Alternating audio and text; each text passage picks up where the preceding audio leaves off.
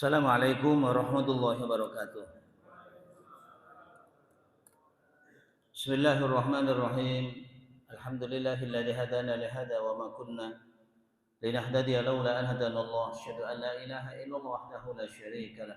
Wa asyhadu anna Muhammadan abduhu wa rasuluhu la nabiyya ba'dah. Allahumma shalli wa sallim wa barik ala sayyidina wa maulana Muhammadin wa ala alihi wa sahbihi wa barik wa sallim ajma'in. Amma ba'd. Al-Hudurul Kiram, hadirin jamaah sekalian, jamaah salat maghrib Masjid Al-Muhajirin, semoga sama-sama dimuliakan dan dirahmati Allah Subhanahu wa taala. Syukur alhamdulillah pada kesempatan malam hari ini kita masih sama-sama dimudahkan Allah untuk bisa bertemu kembali dalam rangka melanjutkan kajian rutin kita. Malam hari ini insyaallah kita akan kaji bersama akhlak. Tema yang kita ingin bahas adalah izzah dan azam. Izzah dan azam. Sebelum kita mulai, mari sama-sama kita buka dan kita awali dengan bacaan basmalah bersama. Bismillahirrahmanirrahim. Salah satu sifat yang terpuji yang diajarkan oleh Allah Subhanahu wa taala kepada kita maupun diajarkan oleh Rasulullah sallallahu alaihi wasallam kepada umatnya adalah sifat izzatun nafsi. Izzatun nafsi tentu maknanya adalah bisa kekuatan, bisa harga diri. Kalau kita membaca firman Allah Subhanahu wa taala dalam surat Al-Munafiqun, maka Allah Subhanahu wa taala sampaikan faqad qala azza min qa'il fi mukamit tanzil a'udzu billahi minasyaitonir rajim. Walillahil izzatu walirrasulihi walil mu'minin walakinnal munafiqina la ya'lamun. Walillahi, dan bagi Allah, al-izzatu, kekuatan. Kekuatan itu adalah milik Allah, wali rasulihi, dan milik rasulnya, walil mu'minin, dan milik orang-orang yang beriman. Walakinnal munafiqina la ya'lamun, akan tetapi orang-orang munafik itu tidak mengetahui. Dalam konteks secara umum, izzah maknanya adalah kekuatan. Tapi dalam konteks pribadi kita, izzah maknanya adalah harga diri. Kekuatan yang mesti dimiliki oleh seseorang dalam rangka untuk bisa mempertahankan kehidupan yang sedang dia jalani. Dalam rangka untuk mempertahankan amanah yang telah dia emban. Itulah sesungguhnya yang disebut dengan izzah. Sebagai seseorang yang mendapatkan amanah, sebagai seorang guru, satu contoh, maka cermin dari sikap izzah itu adalah dia harus tahu bahwa yang namanya guru itu adalah digugu dan ditiru. Nah, artinya apa? Guru itu mesti menjadi teladan. Harus menjadi teladan. Sehingga setiap tindak tanduk, setiap gerak-gerik, perbuatan yang dilakukan senantiasa menjadi sebuah cermin bahwa dia adalah seorang guru yang mesti hanya menjadi panutan. Sebagai seorang pengurus masjid, maka apa yang dilakukan juga harus menunjukkan izzah bagi dirinya. Oh, dia ini adalah pengurus masjid. Paling tidak dia dipercaya oleh jamaah di masjid itu menjadi orang yang dikasih amanah untuk bisa mengelola, bisa menjalankan fungsi dari masjid yang sudah dibangun bersama-sama umat ini. Sehingga setiap apa yang dilakukan dia harus menjadi cermin bagi orang-orang yang berada di sekitar. Kalaulah kemudian tidak mencerminkan perbuatan yang bisa dicontoh oleh masyarakat sekitar masjid, oleh jamaah masjid, berarti yang bersangkutan dia tidak memiliki izzah. Itulah yang disebut dengan izzah. Kadang-kadang jamaah sekalian, kehidupan yang ada di sekitar kita, kadang-kadang ada yang namanya pos ronda.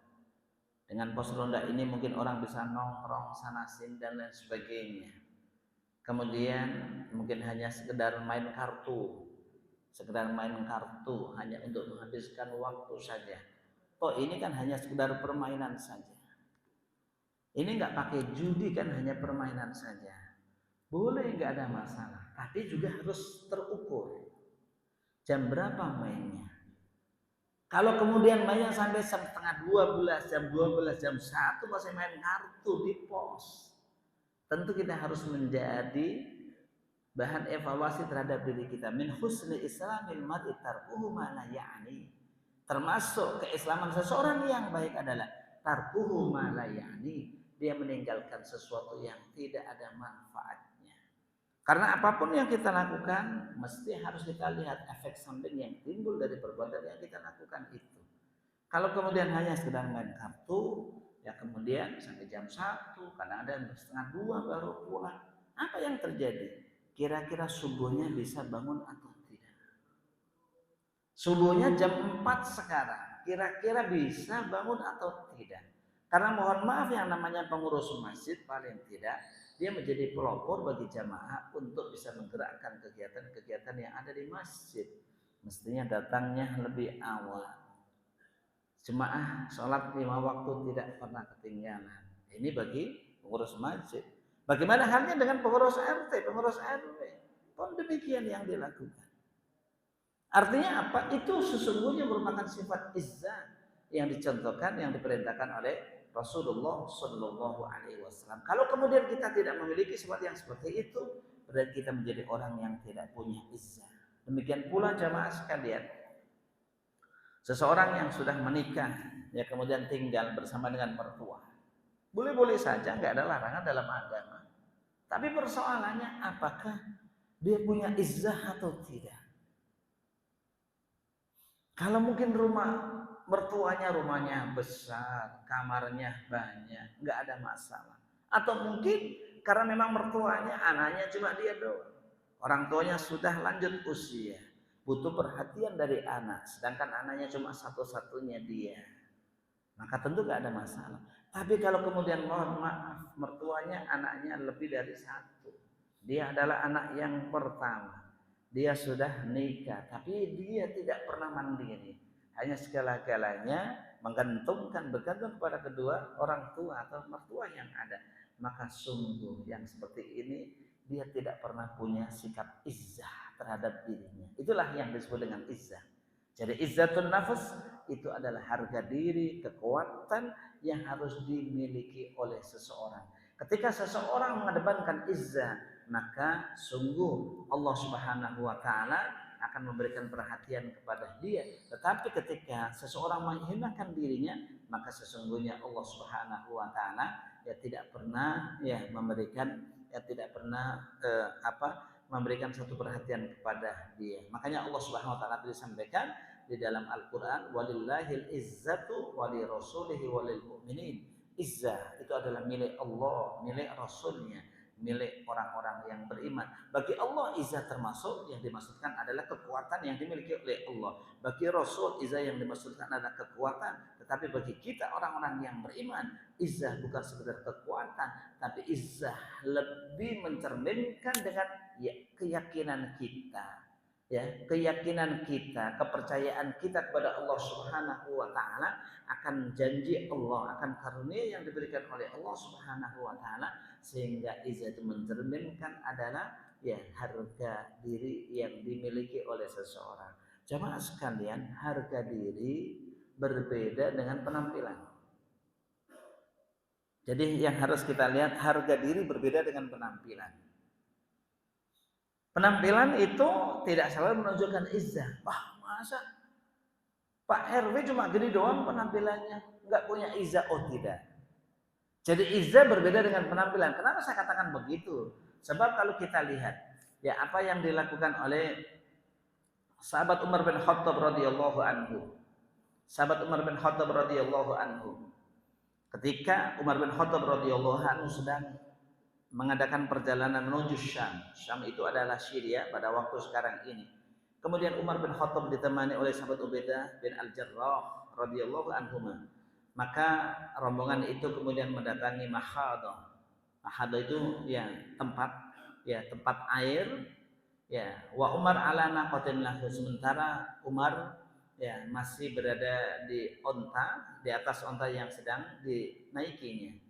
Fanazala anha, akhirnya Umar turun dari unta itu, wa khala'a khuffaihi, Umar melepas kedua khuf, melepas kedua moza atau khuf sepatu boot, fawada'ahuma ala atikihi wa akhadha bizimami naqatihi fakhadu bihal makhad.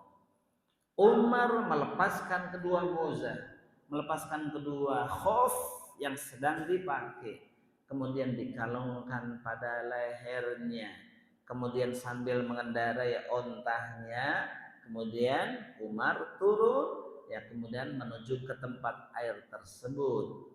Akhirnya Ubaidah bin Al-Jarrah mencoba menyampaikan kepada Umar, ya Amirul Mukminin, wahai Amirul Mukminin.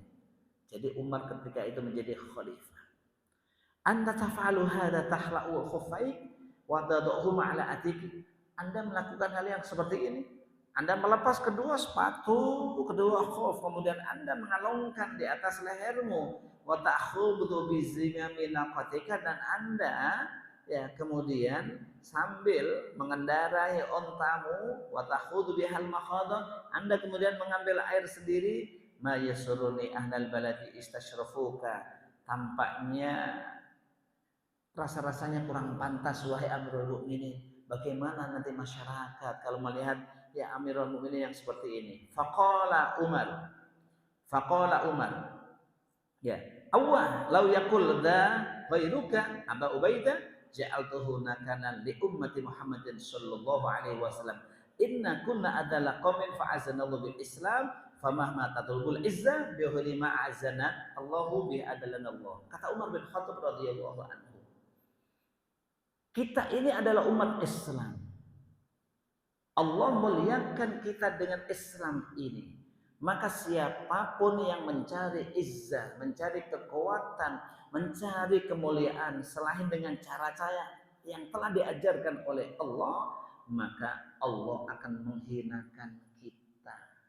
Jadi ini menunjukkan bahwa model yang dicontohkan oleh Umar itu mencontohkan izzah, harga dirinya. Kenapa bisa kita lihat izzahnya seperti itu? Kenapa dia harus melepas sepatunya, dikalungkan kemudian di lehernya, mengambil air sendiri, padahal seorang Amirul Mukminin, seorang khalifah ketika itu yang ada.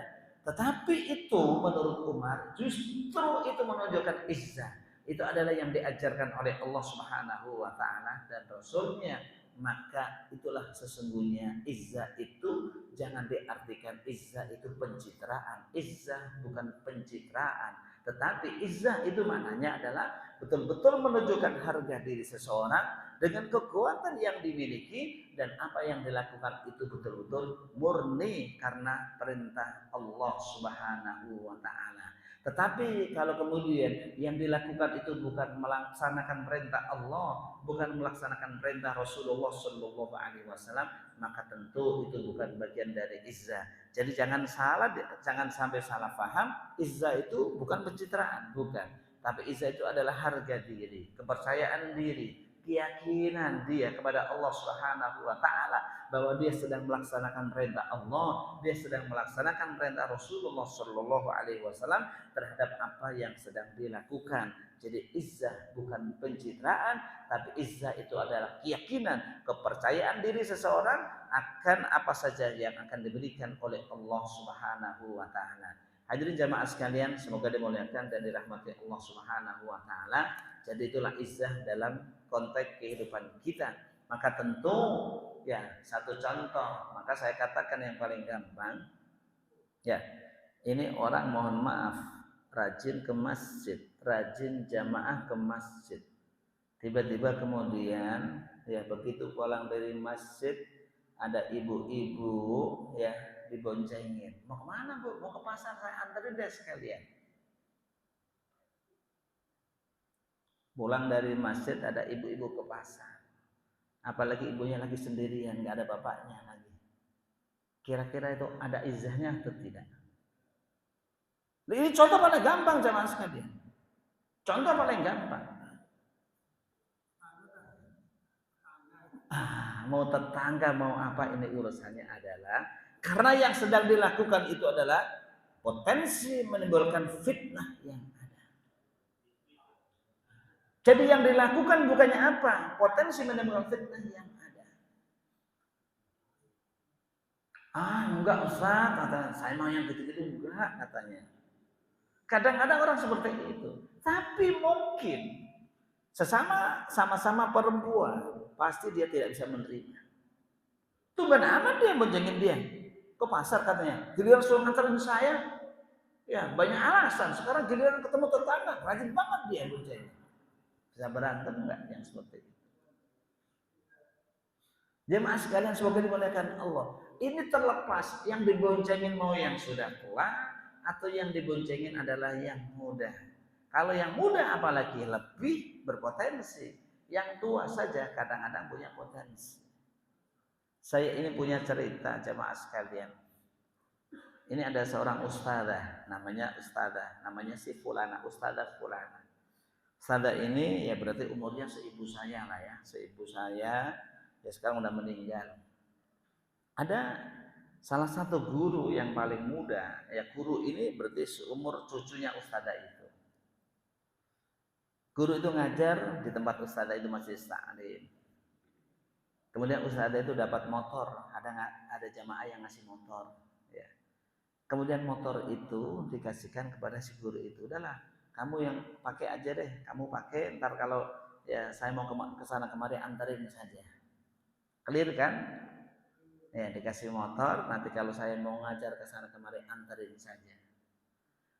Kalau orang-orang lain melihat itu adalah fenomena yang biasa jemaah sekalian. Tetapi persoalannya adalah justru yang sewot itu adik-adiknya ustadzah itu. Adik-adiknya kan perempuan banyak kan. Pada sewot semua, ganjen banget dia sih katanya. Kemana-mana mau diantar sama dia katanya. Maka gak ada yang lain apa? Cucunya kayak siapa kan bisa anterin. Kenapa harus dia sendiri katanya? Ini yang sewot itu adik-adiknya sendiri. Kalau orang-orang lain jemaah sekalian, orang lain itu gak ada masalah. Tapi ini yang sewot malah adik-adiknya ustadzah itu. Toh adik-adiknya juga sama, sudah sama-sama sepupunya. Ya sekitar ketika itu ngomongnya mungkin sekitar 60 juga kan ngomongnya.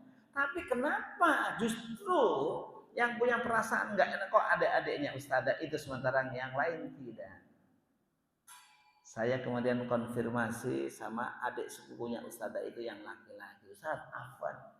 Ini si ustadzah ini kalau kesana kemarin minta diantarin si fulan begini. Kenapa sih Ustaz? Terus sudah begitu nanti adik-adiknya pada ngomong semua katanya pada berutuh. Ganjen banget dia, kenapa minta diantarin dari itu katanya. Apa kata adik sepupunya? Biasa Ustaz. Memang dia senang. Coba bayangkan itu kan. Ini logis gak kan itu kan? Jadi jamaah sekalian potensi-potensi yang seperti itu ada. Karena apa yang seperti ini? Ini tidak ada izzah dalam diri seseorang. Mestinya punya izzah dong. Punya izzah. Perasaan seperti itu. Karena kadang-kadang orang nggak mungkin Ustaz, dia itu kan cucu saya katanya. Nggak mungkin katanya. Sering saya sampaikan, kapan nggak mungkin? Orang faktanya ada. Bapak pernah dengar berita nggak yang di Palembang itu? Tukang kayu, 60 tahun. Sama temannya sama-sama tukang kayu nyari kayu. Laki-lakinya mungkin sekitar 30 tahun. Nikah itu apa yang terjadi? Witing tresno jalanan soko kulino. Saking kulinanya kan gitu kan. Jadi apa yang disampaikan oleh Allah dan Rasulnya itu memang fakta. Maka saya contoh yang seperti ini adalah bukan merupakan contoh bentuk izzah. Mestinya menjadi seorang yang beriman dia punya izzah.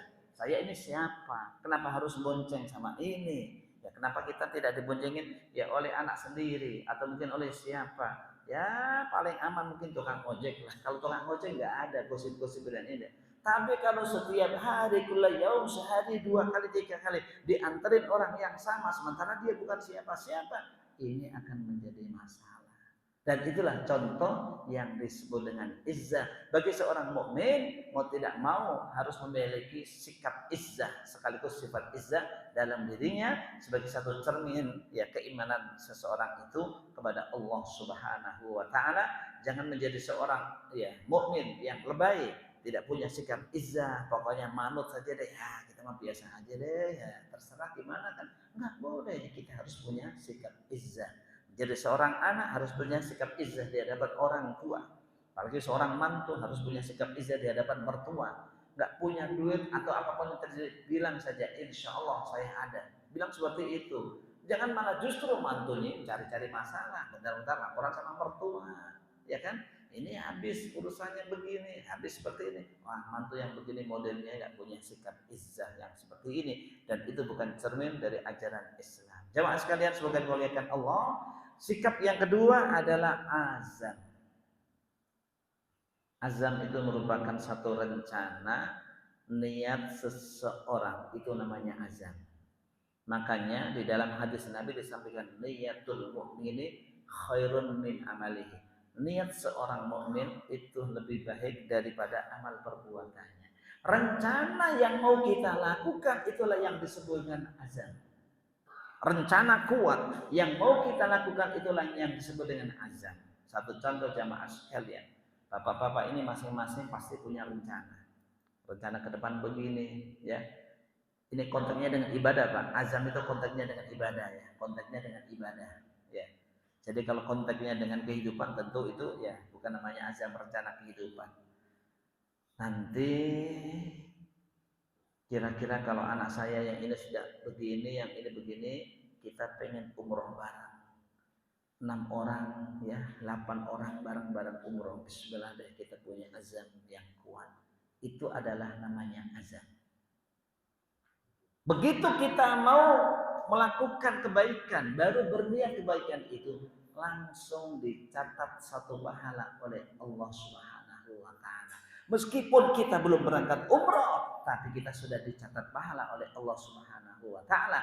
Kalau kemudian rencana itu betul-betul menjadi sebuah kenyataan, maka pahalanya dilipat gandakan oleh Allah sampai 700 kali lipat. Jadi inilah yang disebut dengan azam. Jadi makanya kalau kita lihat apa yang disampaikan ya oleh Allah Subhanahu wa taala, fa idza azamta fatawakkal 'alallah. Jika Anda sudah berniat dengan penuh ketetapan hati, sudah punya rencana, sudah punya niat yang seperti itu, fatawakkal 'alallah, maka berserah dirilah kamu kepada Allah Subhanahu wa taala. Innallaha yuhibbul mutawakkilin. Sesungguhnya Allah Subhanahu wa taala mencintai orang-orang yang berserah diri, mencintai orang-orang yang berserah diri. Itulah yang namanya azam. Bagi kita orang yang beriman mesti harus punya azam dalam konteks ibadah kita, jemaah sekalian. Azam itu dalam rangka untuk meningkatkan kapasitas ibadah kita kepada Allah Subhanahu wa taala. Kalau urusan dunia, bapak-bapak nggak usah diajarin. Pasti bapak lebih tahu urusan dunia, bagaimana cara merencanakan kehidupan di masa yang akan datang, apa yang harus dilakukan. Tetapi kalau urusan ibadah, seiring dengan kita merencanakan urusan dunia, maka urusan ibadah pun harus direncanakan dengan penuh azam. Sekarang seiring dengan bertambahnya umur, satu contoh, oh kita ini umur sekian, apa yang kurang bagi kita ya, jamaahnya kita masih kurang. Kadang-kadang kalau saya jamaah itu masih suka terlambat. Mesti seiring dengan perkembangan umur ini, apalagi ini sebentar lagi adalah tahun 2023, umur bertambah, maka harus kita azamkan. Pokoknya kita punya kemauan yang sangat kuat. Jangan sampai kalau kita berjamaah ini ketinggalan takbiratul ihramnya imam. Karena jamaah yang dilakukan dengan hanya sekedar mendapatkan pahala jamaah, dengan jamaah yang diniatkan bisa bersamaan dengan takbiratul ihramnya imam, itu nilainya berbeda. Apalagi kalau kemudian kita berjamaah bisa mendapatkan takbiratul ihramnya imam dan itu kita lakukan berturut-turut sampai bisa melakukan 40 hari berturut-turut, jelas itu merupakan kunci surga sudah kita pegang. Kalau kita bisa berjamaah 40 hari, kemudian setiap kali berjamaah kita bisa mendapatkan takbiratul ihramnya imam. Begitu imam Allahu Akbar, kita langsung Allahu Akbar. Dan itu bisa kita lakukan selama 40 hari berturut-turut. Maka jelas kita bisa mendapatkan kunci surga. Kata Nabi Shallallahu Alaihi Wasallam, man shalla fi jama'atin arba'ina yauman yudriku fiha takbiratul ihramil imam. Kutiba lahu bara'atun minan nar wa bara'atun minan nifaq. Barang siapa yang bisa sholat berjamaah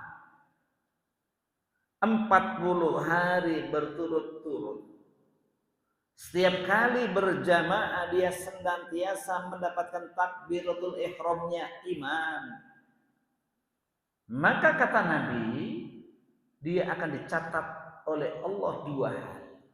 Yang pertama adalah bebas dari neraka, maknanya pasti masuk surga. Yang kedua adalah bebas dari kemunafikan.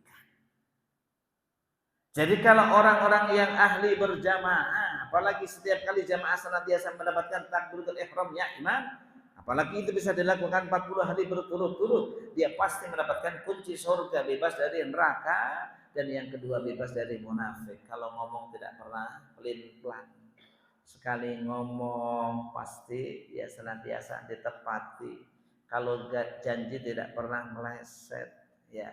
Jadi kalau ngomong nggak pernah ngibul, tidak pernah memberikan PHP kepada orang lain, itu adalah cermin dari jamaah yang dilakukan yang bersangkutan. Loh, ini bisa dilakukan atau tidak? Ini memang perjuangan berat, tetapi mau tidak mau harus kita lakukan sebagai bentuk mengkapitalisasi keimanan kita kepada Allah Subhanahu wa Ta'ala. Kita jangan hanya stagnan keimanannya kita. Semakin hari, semakin bertambah tahun, semakin bertambah keimanan kita kepada Allah Subhanahu wa Ta'ala. Seperti apa gambarannya? Jamaah sekalian, paling tidak kita ini bisa mencontoh Nabi Musa alaihissalam. Bagaimana kisahnya Nabi Musa alaihissalam ingin bertemu dengan Nabi Khadir. Kalau orang Indonesia bilang Nabi Khidir, kalau tulisan Arab adalah Nabi Khadir. Orang Indonesia biasanya panggilannya adalah Nabi Khidir. Jadi panggilan itu tergantung daerahnya, Pak. Kalau orang Arab manggilnya Nabi Khadir, kalau kita panggilnya Nabi Khidir. Kalau tulisan Arabnya Suria, kalau kita menyebutnya Syria. Ya, sesuai dengan kondisi yang ada. Suatu ketika Nabi Musa alaihissalam berada dalam forum yang banyak diikuti oleh ya umatnya, tiba-tiba Nabi Musa alaihissalam ya bertanya kepada mereka, siapa orang yang paling pintar di dunia ini? Kata Nabi Musa alaihissalam. Adakah orang yang lebih pintar daripada saya? Ternyata ada. Siapa dia? Dia adalah Khidir, Nabi Khidir. Di mana dia sekarang? Kita ingin berguru kepada Nabi Khidir. Maka akhirnya dikisahkan oleh Allah Subhanahu wa Ta'ala di dalam surat Al-Kahfi ayat 60. Bismillahirrahmanirrahim. Wa idh qala Musa li fatahu la abrahu hatta ablugha majma'al bahraini aw amdiya huquba. Jadi kita bisa bayangkan ketika Musa alaihi salam dikasih tahu ternyata masih ada orang yang lebih pintar, lebih alim daripada Musa alaihi salam, maka akhirnya Musa mengejar dengan kemauan yang sangat-sangat kuat. Sampai dikisahkan oleh Allah, wa idqala Musa, dan ingatlah ketika Musa berkata li fatahu kepada pembantunya, kepada pendampingnya yang namanya Yusha bin Nun, Nabi Yusha bin Nun. La abrahu, saya tidak berhenti berjalan, saya akan berjalan terus untuk mengejar di mana Khidir itu. Hatta ablugha majma'al bahraini, sampai saya sampai kedua laut yang bertemu itu, au amdiya hukuba, atau saya akan melakukan perjalanan ini terus menerus sampai ketemu Nabi Khidir alaihi salam. Bayangkan kalau Bapak baca surat Al-Kahfi, cerita bagaimana Musa alaihi salam mengejar Nabi Khidir, ini perjalanannya sangat lama sekali. Adapun detailnya seperti apa, Bapak tidak perlu tahu. ya karena ini antara Musa dengan Khidir ini kurunnya sudah jauh sekali. Kalau kemudian Khidir kemudian diidentikan sampai sekarang, apakah Nabi Khidir masih hidup? Apakah hidupnya di laut atau seperti apa? Ini menjadi debatable di antara para ulama. Kenapa? Karena kurun waktunya sudah berbeda. Ini zaman Nabi Musa alaihissalam. Sementara Musa dengan Nabi Muhammad jaraknya sudah berapa ratus tahun. Kalau kemudian Khidir diyakini sampai sekarang masih hidup, itu adalah soal lain. Maka persoalannya kita ingin memberikan contoh bagaimana kuatnya azam Nabi Musa alaihissalam ketika dikasih tahu oleh Allah Subhanahu wa taala. Ya, di saat Musa alaihissalam berada dalam forum yang sangat besar di Bani Israel, tiba-tiba ya ditanya, apakah ada orang yang lebih alim daripada engkau wahai Musa alaihissalam? Ya, maka Musa, lah, nggak ada yang lebih alim daripada saya.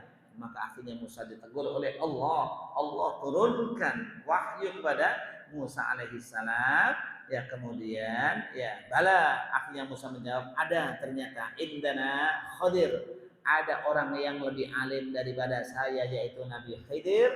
Fasala Musa as-sabila ilaihi. Akhirnya ketika Musa mendapatkan wahyu dari Allah, ada orang yang lebih alim daripada Khidir. Musa bertanya kepada Allah, di mana itu posisi Khidir? Ya, faja'alallahu lahul huta ayah. Maka di dalam surat Al-Kahfi diceritakan Khidir itu berada di Majma'ul Bahraini, dua laut yang bertemu.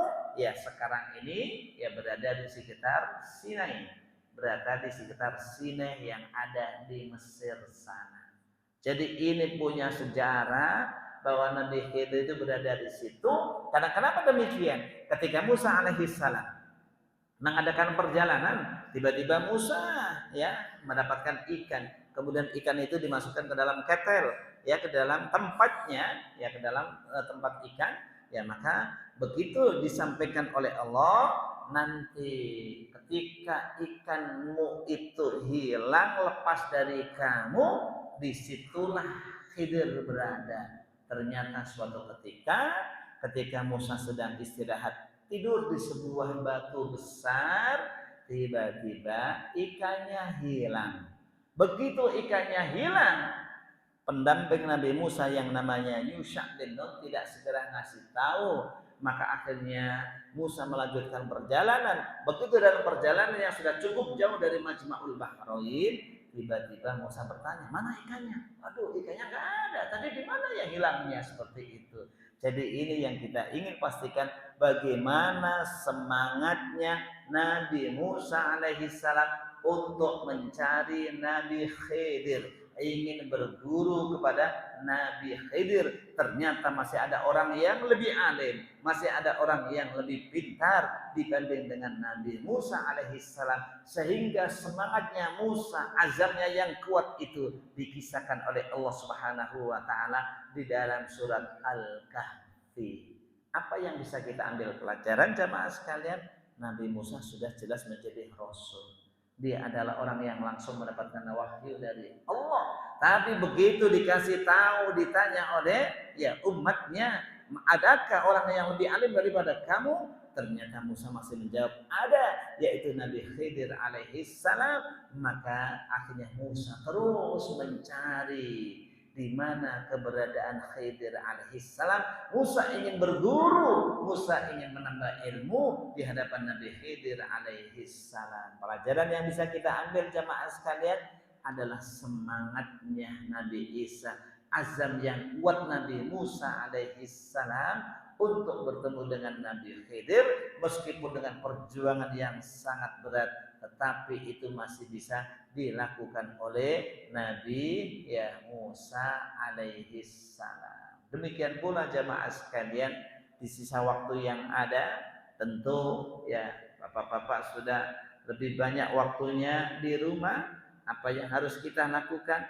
Kita manfaatkan waktu kita dengan semangat yang kuat, dengan azam yang kuat untuk lebih memperbaiki diri kita, lebih dekat kepada Allah Subhanahu wa taala, karena yang disampaikan oleh Nabi, innamal a'malu bil khawatimi, sesungguhnya amal perbuatan itu bergantung dengan amalan yang terakhir yang kita lakukan. Kalau dulu masih muda nggak usah dihitung jemaah sekalian. Bapak nggak usah terbayang-bayang dengan amal yang sudah dilakukan ketika masih mudanya dulu. Abaikan itu semua. Karena yang akan dihitung oleh Allah, yang akan dihitung oleh Allah adalah amalan terakhir kali yang membersamahi kita, itulah yang akan dihitung oleh Allah Subhanahu wa taala. Ya karena ya innamal a'malu bil khawatimi, sesungguhnya amal perbuatan itu tergantung dengan amalan yang terakhir. Bagaimana kisahnya Umar bin Khattab radhiyallahu anhu yang begitu sebelum masuk Islam luar biasa jahiliyahnya, ya luar biasa musyriknya, luar biasa perlawanannya terhadap Allah Subhanahu wa taala. Yang namanya Umar itu kan minded banget dengan Tuhan yang disembah. Kemana-mana dia bawa Tuhan, ya yang terbuat dari kue semacam donat begitu. Kemana-mana dibawa oleh Umar. Karena Tuhan itu mau disembah. Tapi apa kata Umar? Tapi terus terang saja begitu saya lapar, Tuhan pun saya makan juga. Karena Tuhannya berbentuk donat, maka begitu lapar juga dimakan. Ya itu adalah kisahnya Umar bin Khattab radhiyallahu anhu.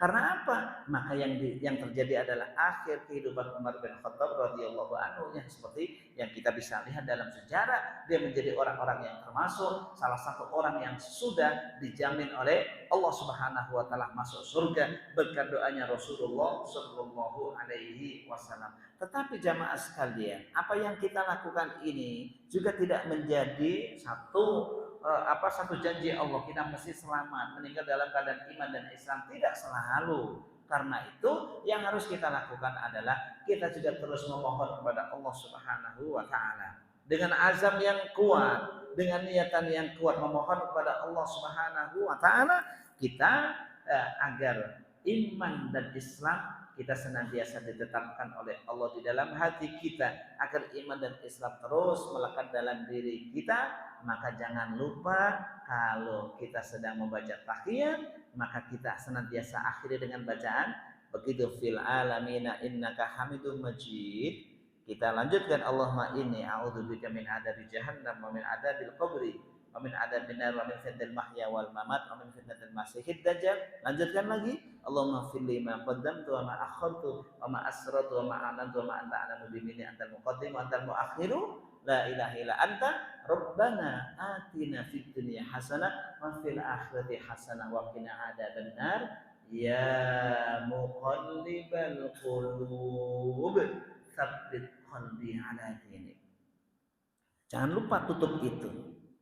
Ya muqallibal qulub tsabbit qalbi ala dinik. Wahai zat yang membolak-balikkan hati manusia, tsabbit tetapkan qalbi hatiku ala dinika di atas agama. Jangan lupa itu jamaah sekalian. Karena di sisa umur kita ini jamaah sekalian, rintangan halangan begitu banyak.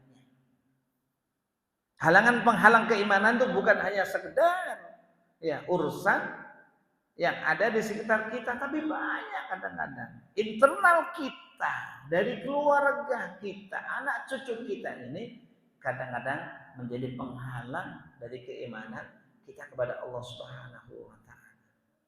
Karena apa? Karena anak dan cucu itu kan merupakan musuh kata Allah Subhanahu wa taala.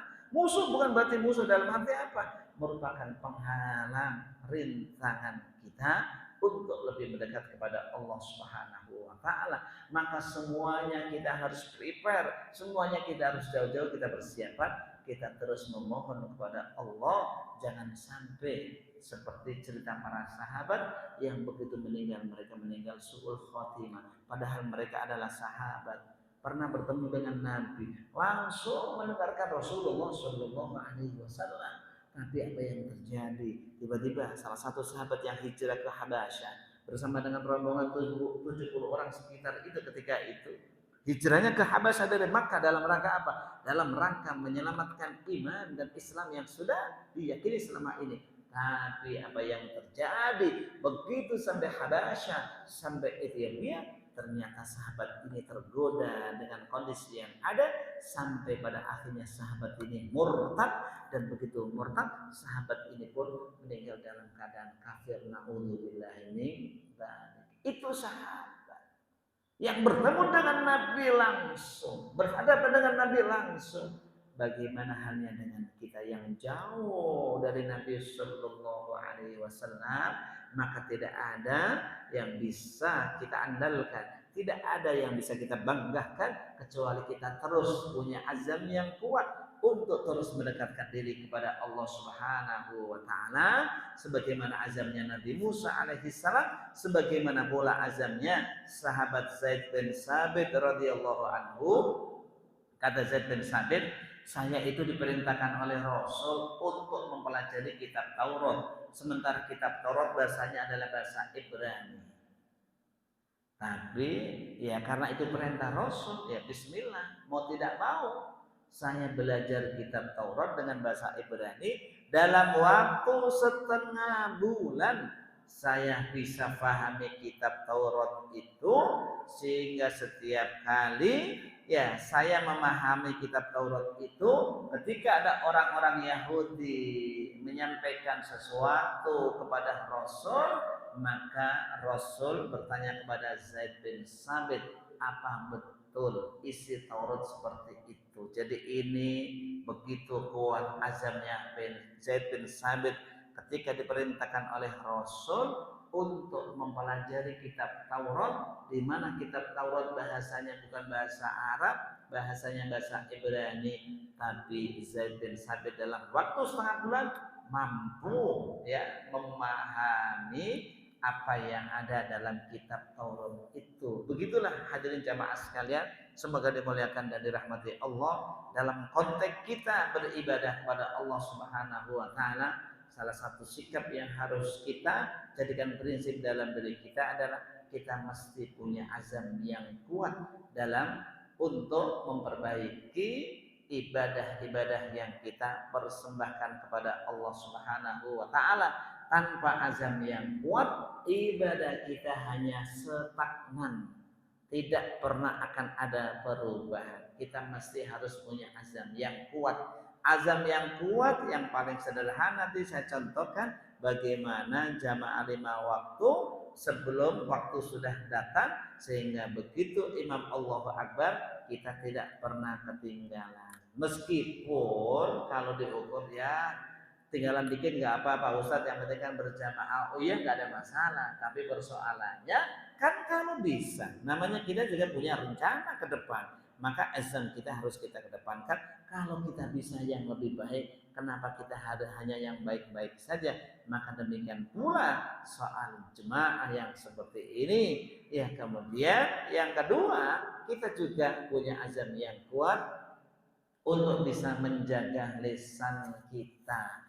Kadang-kadang kita ini ya masih ikut-ikutan ingin terlibat seperti halnya orang-orang yang reseh di dalam grup WA, share sana share sini. Kadang-kadang baca WA yang enggak ada. Kadang-kadang begitu di grup WA ada aja yang dikirim adalah foto-foto wanita yang cantik. Wah, kadang-kadang masih yang seperti itu. Tentu yang seperti ini mestinya sudah kita sudahi. Sudah bukan saatnya lagi kita yang seperti itu. Kita mesti lebih dekat ya kepada Allah Subhanahu wa taala. Godaan itu pasti ada. Yang namanya itu udah pasti ada, Pak. Pasti ada. Ya, kenapa seakan pasti ada? Yang namanya kecintaan seseorang terhadap wanita itu nggak pandang umur berapapun itu pasti ada. Kenapa saya katakan begitu? Karena Ibnu Mas'ud radhiyallahu anhu mengatakan, "Lau baqiya min umri asyratu ayyam wa ana sa'amutu fi akhiriha la tazawwajtu wa khafat fitnah," kata Ibnu Mas'ud. Sekiranya umurku tinggal 10 hari dan saya akan meninggal pada hari yang ke-10, wali mu'natun, dan saya punya bekal, saya punya duit, pasti saya menikah. Kenapa? Makhafatal fitnah, karena takut fitnah. Jadi kalau bapak-bapak umur tuh nggak ada expired, Pak, urusan nikah itu nggak ada expirednya. Umur berapapun masih pantas, ya. Dan itu kata Ibnu Mas'ud begitu. Jadi nggak pandang umur, masih berapa tahun dia, ya. Kata Ibnu Mas'ud, jangankan masih berapa tahun, tinggal 10 hari saja kata Ibnu Mas'ud. Sekiranya umurku tinggal 10 hari dan saya tahu saya akan mati pada hari yang ke-10-nya.